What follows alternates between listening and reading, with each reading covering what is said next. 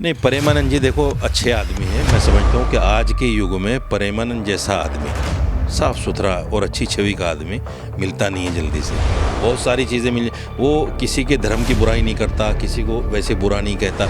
अलका लामा ने जो कहा है, हिंदू विद्वानों को सामने आना चाहिए और उसकी भर्त्सना करनी चाहिए। मोकाला करने की क्या बात है। सपोज़ करो कि लड़की लिव इन में रह रही है, 1 साल रहेगी, 2 साल रहेगी, उसके बाद लगा कि नहीं ये तो ठीक नहीं है मामला, और उन्होंने हट गई वो। अब समाज में और दूसरे लोगों में पता चल गया उसका कि ये लड़की फलां के रिलेशन में थी, लिव इन में थी, तो जब वो शादी करने की बात करेगी तो उससे कौन एक्सेप्ट करेगा उसको। इसीलिए हमारे यहाँ इस्लाम में शादी से पहले लड़की से बात करना, तन्हाई में उसके साथ बैठना, वक्त गुजारना, ये हराम है बिल्कुल। हमारी बहन बेटियाँ क्या हो गया, आप देखते हैं कोई एक्टर आ जाए तो उससे जाके ऐसे चिमड़ जाएंगे जैसे अपने बाप से भी कभी नहीं चिमटी होंगी।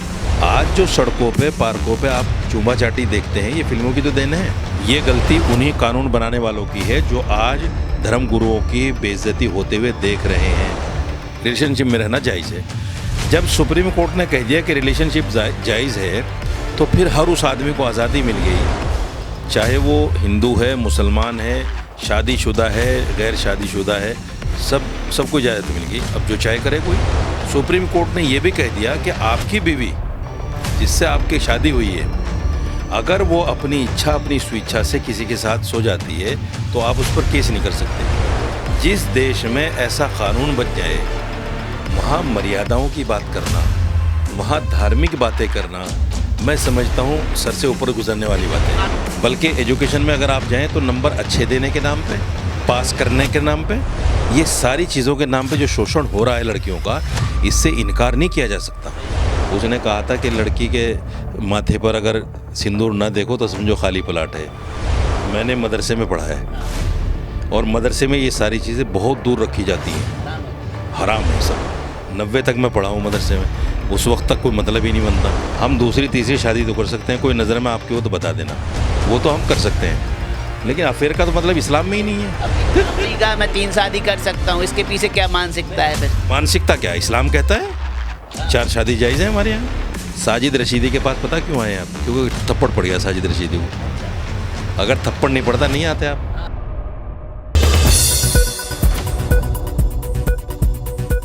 प्रेमानंद जी के पक्ष में है, अनिरुद्धाचार्य जी के पक्ष में है या विरोध में है?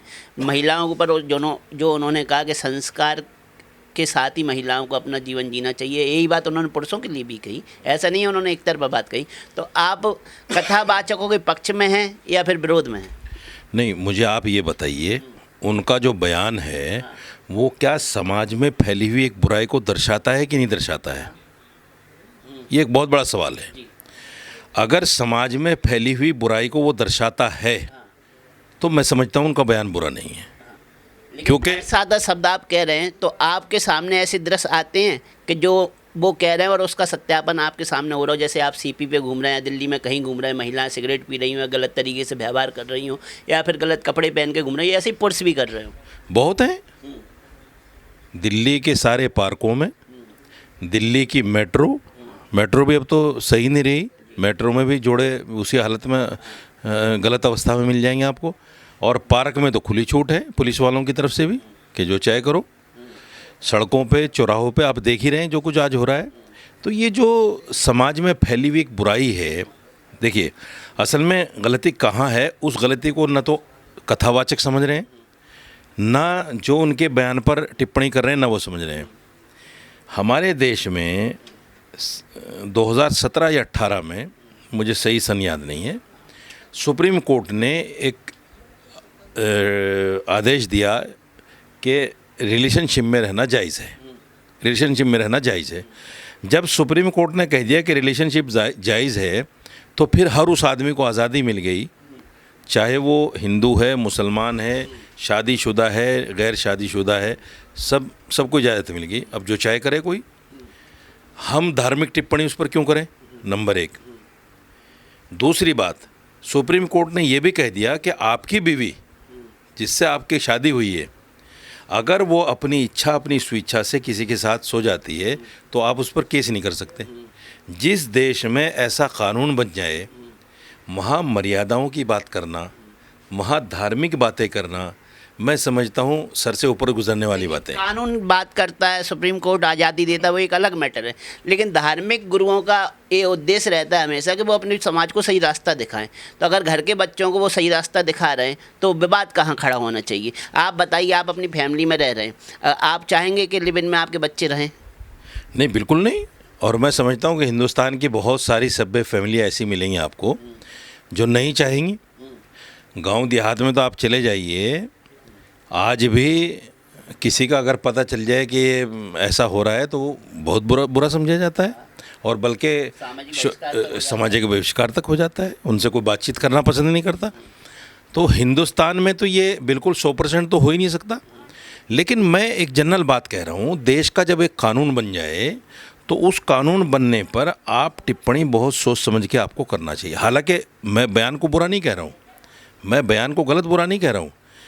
उन लोगों को भी जो टिप्पणी कर रहे हैं, असल में क्या है, यहाँ भी एक बहुत बड़ी साजिश है। साजिश क्या है? इंग्रेज़ जो हमारे इस देश से गया वो बहुत सारी कुरीतियाँ छोड़ के चला गया, और ये जो सारा सिस्टम हमारे देश में डेवलप हो रहा है आज़ादी के नाम पे, औरत की आज़ादी के नाम पे जो डेवलप हो रहा है, संवैधानिक अधिकारों के नाम पे जो डेवलप हो रहा है, ये देश के लिए घातक है। तो आपका क्या कहना है कि महिलाओं से आज़ादी छीन लेनी चाहिए? पहनने ओढ़ने की या सिगरेट पीने की आज़ादी नहीं देनी चाहिए, या शराब पीने की? ये कौन सी आज़ादी है कि भाई जिससे समाज में आपको एक्सेप्टेंस ना मिले? इसको आज़ादी कहाँ कहेंगे आप? आज़ादी उसको कहते हैं जिसमें समाज में आपको आप मुझे देखिए, जो लड़कियाँ शहरों में काम करती हैं ऑफिसेज में, आप गांव देहात में चले जाइए, उसको भी अच्छा नहीं समझा जाता है। और कहीं कहीं तो ऐसी लड़की से शादी भी नहीं की जाती हमारे समाज में, हिंदू समाज में, मुस्लिम समाज में, सब जगह है। अगर पता चल जाए लड़की जॉब करती है तो कहते हैं नहीं भाई जॉब वाली नहीं चाहिए। और कुछ समाज ऐसा है जो कहता है नहीं जी जॉब वाली होनी चाहिए। लेकिन जो कहते हैं जॉब वाली होनी चाहिए, ये कम लोग हैं, और जो नहीं करने वाले वो ज़्यादा लोग हैं। तो आज़ादी का मतलब ये नहीं है कि समाज में एक नई कुरीति, नया विवाद पैदा करने की आप कोशिश करो। देखिए, औरत जब आज़ादी के नाम पे घर से बाहर निकलती है तो वो अपने आप को बचा नहीं सकती, ये तो आपको मानना पड़ेगा। अगर वो खुद भी बचना चाहे तो या तो उसको घर वापस लौटना पड़ेगा उस समाज से कट के, जो समाज आज़ादी के नाम पे घरों से औरतों को निकालना चाहता है। ये कुछ समाज है। मतलब आपका कहना सीधा सीधा है कि आज़ादी के नाम पर जो महिलाएं बाहर निकल के पढ़ाई करने मेट्रो सिटी में आ रही हैं, एनसीआर में आ रही हैं, या जॉब करने आ रही हैं, वो कहीं ना कहीं शोषण का शिकार हो जाती हैं। यकीनी तौर पर देखिए, जॉब के नाम पे, प्रमोशन के नाम पे, बल्कि एजुकेशन में अगर आप जाएं तो नंबर अच्छे देने के नाम पे, पास करने के नाम पे, ये सारी चीज़ों के नाम पे जो शोषण हो रहा है लड़कियों का, इससे इनकार नहीं किया जा सकता। तो ये शोषण सहमति से? साजिद रशीदी के पास पता क्यों आए आप? क्योंकि थप्पड़ पड़ गया साजिद रशीदी को। अच्छा, अगर थप्पड़ नहीं पड़ता नहीं आते आप। हाँ। अब साजिद रशीदी बिक रहा है चैनल पे, हाँ। तो आप भी आ गए कि लाओ मैं भी थोड़ा बहुत इसमें चलती गंगा में हाथ। बिकने के लिए तैयार हैं आप? बिकने के लिए तैयार हैं? नहीं, आप मुझे बताओ कि ऐसा है कि नहीं। 1.5 साल में आपने एक बार भी फ़ोन नहीं किया। कैसे नहीं किया? हालांकि मैं 16 साल से टीवी पे बैठ रहा हूँ, 16 साल से बैठ रहा हूँ, आपने एक बार भी फ़ोन नहीं। 16 साल से हम चैनल नहीं चला रहे ना, मैंने आपको बताया ना 1.5 साल से चला रहा हूँ। मैं सिर्फ ये कहना चाहता हूँ कि मीडिया तो उन चीज़ों को दिखाता है जो उसको रोज़ी रोटी ज़्यादा दे, ज़्यादा टीआरपी आए, ज़्यादा पैसा मिले, ज़्यादा बिके। तो खैर उस पर बात नहीं है। बात ये है कि अलका लामा ने जो कहा है, हिंदू विद्वानों को सामने आना चाहिए और उसकी भर्त्सना करनी चाहिए। मोकाला करने की क्या बात है? संविधान इजाज़त थोड़ी देता है। भाई आप किसी के बयान से सहमत नहीं हो, असहमति जताना आपका संवैधानिक अधिकार है, लेकिन उसका मुँह काला करना, उसको थप्पड़ मारना, उसको असॉल्ट करना, ये तो संवैधानिक अधिकार नहीं है। क्योंकि देश में शासन प्रशासन है। आपको अच्छा नहीं लगा बयान, आप जाइए केस कर दीजिए उसके ऊपर, कोर्ट में साबित हो जाएगा क्या अच्छा है क्या बुरा है। किसी को ये कहना मुकाला कर देंगे या किसी का सामाजिक बहिष्कार कर देंगे या किसी के जाके थप्पड़ मार देंगे, किसी के हार जूतियों का हार पहना के उसको जो है जलाएंगे, ये संवैधानिक अधिकार में नहीं आता। जो लोग ये करते हैं उनको संविधान का ज्ञान नहीं है। तो अनिरुद्धाचार्य ने क्या खराब किया था? उन्होंने कहा लिव इन में रहने वाले लोग ज़्यादा ईमानदार नहीं होते हैं और ये संबंध नाजायज़ होता है, और उनकी तुलना वेश्याओं से कर दी। तो क्या इसमें क्या गलत कहा उन्होंने? नहीं, सामाजिक तो अगर देखो तो ये है ही बुरा। बुरा क्या है, देखिए बुरा इसलिए है, सपोज़ करो कि लड़की लिव इन में रह रही है, 1 साल रहेगी, 2 साल रहेगी, उसके बाद लगा कि नहीं ये तो ठीक नहीं है मामला, और उन्होंने हट गई वो।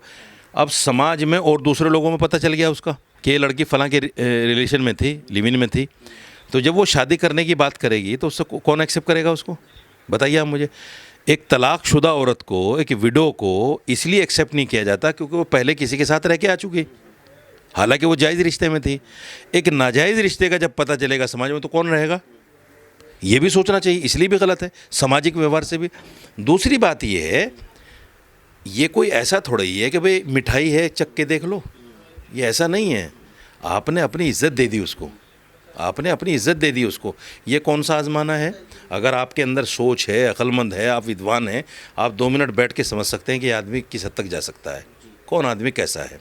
इसीलिए हमारे यहाँ ये कहा गया कि अगर किसी को समझना हो तो उसके लिए या तो सफ़र कर लो उसके साथ में, या 2 मिनट उसके साथ बैठ जाओ, या कोई मामला कर लो उससे। लेकिन जब मुद्दा ख़त्म करना हो तो एक इंसान को शांत हो जाना चाहिए। लेकिन अब कथावाचक अनिरुद्धाचार्य भी शांत नहीं हो रहे हैं। उन्होंने कल अजबी तरीके की बात कर दी। एक भक्त ने उनसे इस मैटर पर सवाल किया, उन्होंने कहा भाई कुत्ते कैसे संबंध बनाते हैं?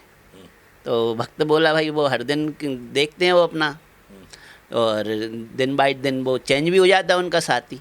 तो बस लव इन रिलेशन वो ही है, लिव इन रिलेशन। तो सही कहा उन्होंने, इसमें क्या गलत कह दिया? बताओ मुझे क्या गलत कह दिया? भाई जानवर को अपनी माँ का, बहन का, किसी की तमीज़ नहीं होती, क्योंकि है ही वो जानवर, वो तो जानवर, उसे क्या पता। इंसानों में तो ये तमीज़ होनी चाहिए, होनी चाहिए कि नहीं होनी चाहिए, कि मेरा जो जीवन साथी हो, मेरा जो पार्टनर हो, बिल्कुल साफ़ सुथरा हो, कहीं से कोई ऐसी बात ना। आजकल असल में क्या है, ये जो को एजुकेशन है ना, इसको लोग समझ नहीं रहे हैं। ये जो को एजुकेशन है, इसने जो है बेड़ा गर्क कर दिया बिल्कुल समाज का। लड़के लड़कियां जो एक साथ पढ़ते हैं, आप पढ़ाइए लड़के लड़कियों को, कॉलेज लड़कियों का अलग हो, लड़कों का अलग हो।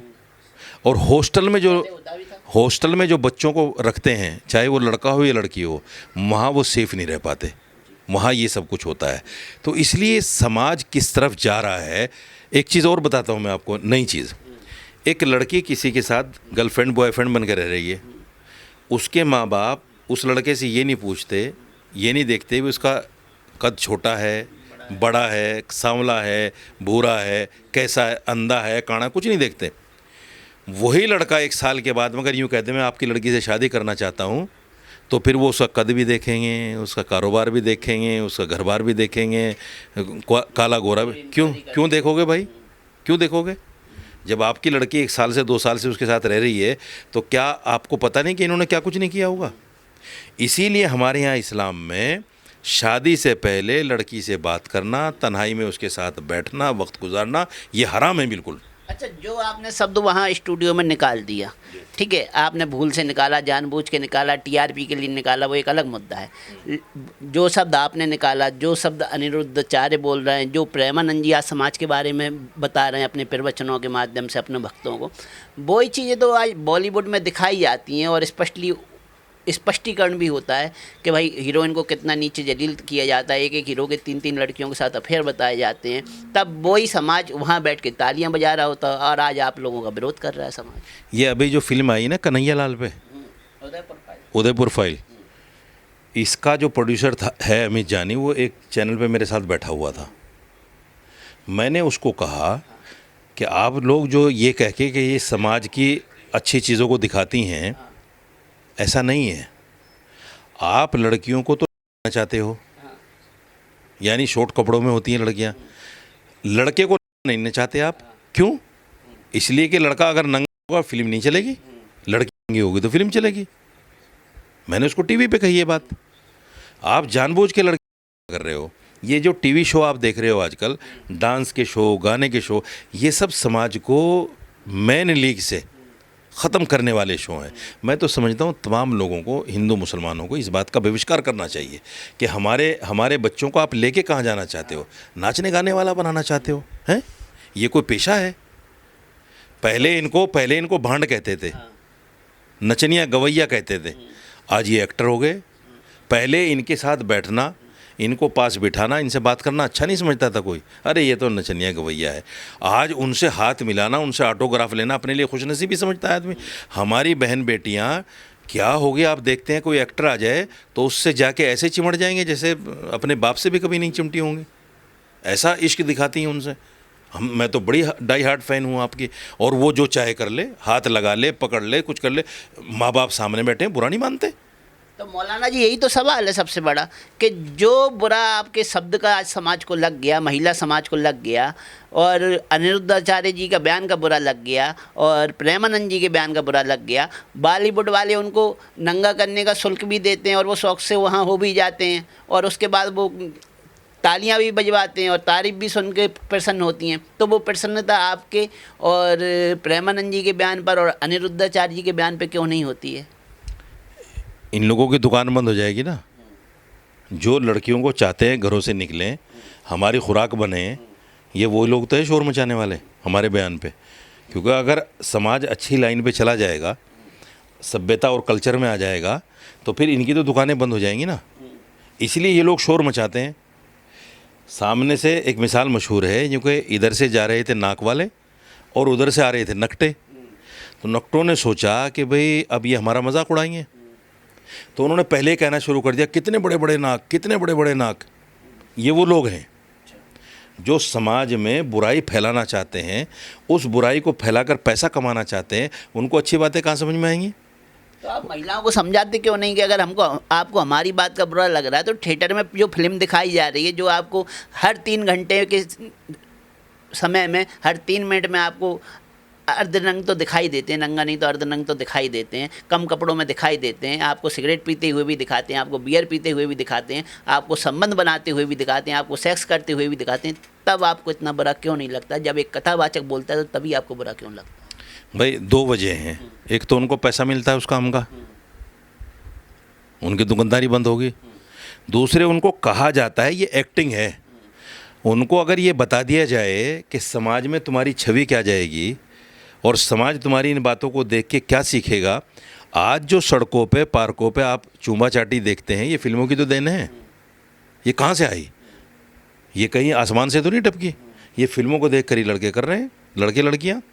और बड़ी बात ये है कि अगर उनको कोई कह दे, उसको बुरा मानते हैं। हमारे जो मैसेंजर ऑफ गॉड थे, आखिरी नबी मोहम्मद सल्लल्लाहु अलैहि वसल्लम, उन्होंने कहा कि एक ज़माना ऐसा आएगा कि लोग सड़कों पे, चौराहों पे ज़िना करेंगे, रेप करेंगे, अय्याशी करेंगे। उस वक्त का सबसे बड़ा नेक और अच्छा आदमी वो होगा जो उनसे ये कहेगा, भाई थोड़ी आड़ तो ले लो, तो आप पर्दे में कर लो इस काम को। आज आप देख रहे हैं वही माहौल। सब जगह आपको इस तरह के, इस प्रकृति के लोग मिल जाएंगे। यानी मेट्रो भी अछूती नहीं है अब, उसमें भी मेट्रो क्या इस तरह के जोड़े बैठे हुए मिल जाएंगे। हाईवे भी अछूते नहीं है, कहीं भी देखिए। सवाल वही है कि हमें अपने कानूनों को सख्त बनाना पड़ेगा। हम कानून तो बनाते हैं, इम्प्लीमेंट नहीं करते उसका, क्योंकि हमें खुद करना होता है। अरे ये दिक्कत है। आज समाज अनिरुद्धाचार्य प्रेमानंद जी का विरोध कर रहा है, कल कानून का विरोध करने लगेगा। अगर आप सख्ती करोगे किसी समाज विशेष पे तो विरोध होगा ना। आप उनकी आज़ादी को छीनने की बात करेंगे तो विरोध नहीं होगा। ये गलती उन्हीं कानून बनाने वालों की है जो आज धर्म गुरुओं की बेइज्जती होते हुए देख रहे हैं। आज हमारा नंबर है, कल कौन का नंबर है? नहीं, प्रेमानंद जी देखो अच्छे आदमी हैं। मैं समझता हूँ कि आज के युग में प्रेमानंद जैसा आदमी, साफ़ सुथरा और अच्छी छवि का आदमी मिलता नहीं है जल्दी से। बहुत सारी चीज़ें मिल, वो किसी के धर्म की बुराई नहीं करता, किसी को वैसे बुरा नहीं कहता। जैसे आजकल आमतौर से हिंदू धर्म गुरुओं को देखते हैं, मुसलमानों को गालियाँ देते हुए मिल जाएंगे, मुसलमानों को बुरा भला कहते। वो आदमी बिल्कुल साफ़ सुथरी छवि का आदमी है। अनिरुद्धाचार्य जो है वो तो बहुत पता नहीं क्या क्या बातें कह भी देते हैं। उनके साथ तो विवादों का नाता है। और एक वो है, एक और लड़का है, नया नया मार्केट में आया, बड़े अच्छे दाम मिल रहे हैं उसके, आजकल बड़े भाव चढ़ रहे हैं उसके। प्राइम मिनिस्टर पहुंच जाते हैं, छोटा भाई कह देते हैं।